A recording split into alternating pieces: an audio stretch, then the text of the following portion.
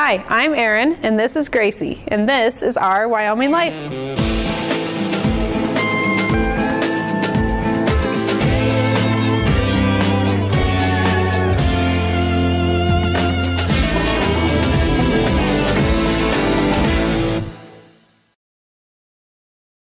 In 2016, we raised over 2,000 pounds of tomatoes alone, selling them fresh at farmers market, making salsa, and canning them. Tomatoes are a huge seller at farmers market, and this year we are expanding the garden by adding garlic to our crops. The planting season continues, and soon we will see the fruits and vegetables of our labors. So today we are going to plant some garlic. Mike built me a raised bed, and we've actually moved it into our garage, and I'm going to plant it, and then we will move it back outside. So in the bottom of the raised bed, we put some native soil, and then we did some aged cow manure, and then I bought just a couple bags of potting soil mix to put in the top so the garlic has a really light medium for it to grow in. So we're going to plant garlic. I got some garlic cloves that I ordered from a seed company, and I just broke them up, and now we're just going to put them in the dirt. So what they say with garlic is that you want to plant it thumb deep and a hand apart is your spacing. So this is really pretty important for garlic because you want it to give it plenty of room so it makes nice big heads for you, and also you want to make sure that it has plenty of room to absorb water and the nutrients from the soil. If you put them too close together, it's not going to be able to get enough nutrients, and then you're not going to be able to get the really nice big cloves that you're looking for. All right, so when we plant the garlic, we want to plant pointy end up. And this end where the clove is actually held together, the root end, that's which way is going to go down. That's where our roots are going to come from. And this is where our sprout is going to come from. So I'll take my thumb, make a hole, put the garlic in, and then Grace will cover it up for us.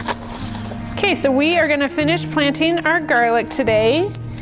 And then Mike will move the box outside. It'll actually go next to the garden where I have easy access to water. After we're done with this, we are going to go down in the basement again, and we are going to plant some tomato seeds to get ready for our summer season. Okay, so we are back down in the basement and we are ready to start some more seedlings. Today we're going to be germinating tomatoes. We're going to hope for a transplant into the high tunnel on April 15th of the tomatoes, and we are hoping they're going to be about 6 inches tall when we transplant. I have planted this time of year for the last couple of years and the timing has worked out, so I'm pretty confident in this. So when we transplant on April 15th, they will go under row covers, and we will still be about 5 weeks before our average last frost date. So if you're in a zone 4, don't start your tomatoes yet. It's too early. You need to wait about 5 or 6 weeks. Here in Wyoming with the wind, I always tell people tomatoes and peppers can be transplanted outside on Memorial Day weekend just to be safe. So I've got all my supplies gathered up. We are going to be using a solid black bottom tray, no holes in this, and then I use these small seed starter trays to actually, this is where I'll put the seeds. These do have holes in them for drainage. Super important to have drainage when you're starting seedlings. I've got some pre-moistened seed starting mix. Again, make sure you use a seed starting mix. It's a sterile environment. It's really lightweight. This is what you want to start all your seeds in. So I've got several trays already filled. So I just fill it about 3/4 of the way. Lightly pack it down. You don't want to press it in there, but I do want the dirt to settle some.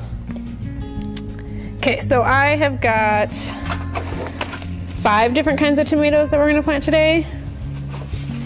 4 different kinds of tomatoes that we're going to plant today, actually.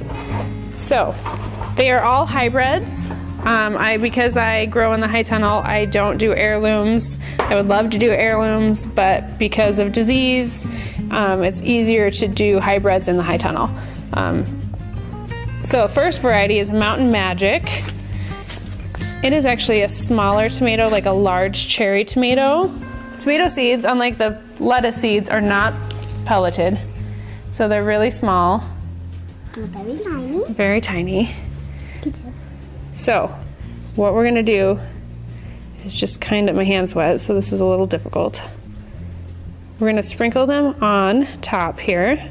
We're not gonna press them down into the dirt. So just evenly kind of spread them out over the tray. It's not perfect. We're gonna, after they get their true leaves, we are actually gonna transplant them out of these germinating trays. Okay, that's the last one. So now we'll take just a little bit of dirt.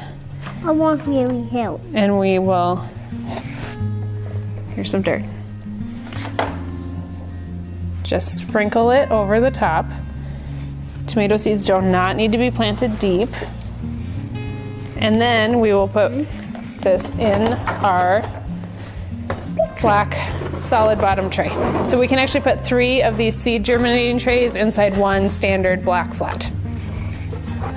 Okay, so I am planning on planting about 205 tomatoes into the high tunnel. So tomatoes will not germinate, it will not get 100% germination. So we are going to plant extra, of course. And then also, sometimes they don't get their true leaves. And when we transplant into bigger pots, I want to have an abundance of plants so that sometimes I break them when I transplant them, or sometimes they just don't harden off well. Occasionally you'll have a few that don't harden off well in the tray. So always plant extra. I also give away plants to fellow gardeners. All of the varieties that I'm planting today are an indeterminate tomato.